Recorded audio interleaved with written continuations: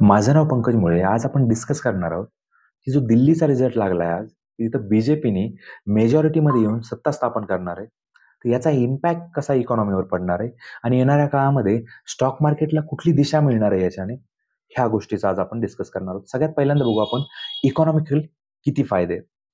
दिल्ली ही राजधानी आहे. तर दिल्लीमध्ये जवळपास 27 वर्ष झालं बी-जे-पीची सत्ता नव्हती.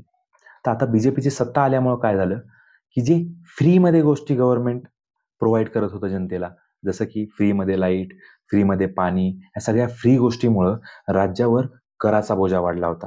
आणि जर तुम्ही बघितलं तर वेगवेगळ्या राज्यामध्ये हे कल्चर होत होतं, की ह्या गोष्टी फ्री द्या, त्या गोष्टी फ्री द्या.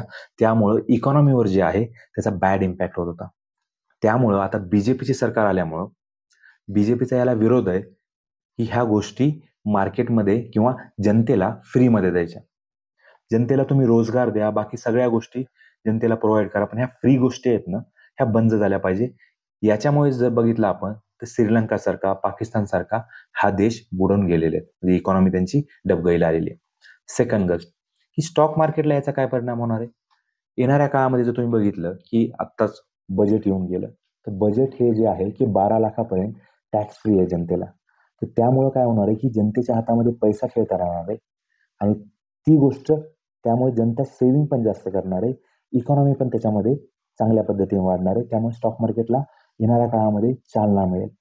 सेकंड गोष्ट काय, की दिल्लीमध्ये सत्ता आल्यामुळं याचे पण पॉझिटिव्ह इम्पॅक्ट जे आहेत, कारण की काय, की फॉरेन डायरेक्ट इन्व्हेस्टमेंट जी असते, ती गव्हर्नमेंटची स्टेबिलिटी बघत असते. तर ही जी दिल्लीची निवडणूक बी-जे-पीने जिंकलेली आहे, त्यामुळं अजून बी-जे-पीची स्टेबिलिटी आहे इंडियामध्ये, हा संदेश जातो. त्यामुळे फॉरेन डायरेक्ट इन्व्हेस्टमेंट जी आहे, ती अट्रॅक्ट होते इंडियामध्ये. तर येणाऱ्या काळामध्ये लास्ट 4 मंथपासनं जे मार्केटमध्ये जे खाली येत आहे मार्केट, ज्या मार्केटमध्ये करेक्शन होतंय, त्याला हे थांबण्यामध्ये आत्ता सध्या हे दिल्लीचा रिझल्ट आणि हे आत्ता जे बजेट आलेलं आहे, ह्या दोन्ही गोष्टीमुळे मार्केटमध्ये एक पॉझिटिव्ह गोष्ट तयार होईल आणि लास्ट 2 दिवसापासून तुम्ही बघत असाल, की मार्केटमध्ये एफ-आय-एस पण वापस आलेले आहेत. तर लाँग टर्मची इन्व्हेस्टमेंट करण्यासाठी आणि अशा छोट्या-छोट्या गोष्टी आणि फायनान्शियल नॉलेज घेण्यासाठी आमच्या चॅनलला तुम्ही सबस्क्राईब करा. धन्यवाद.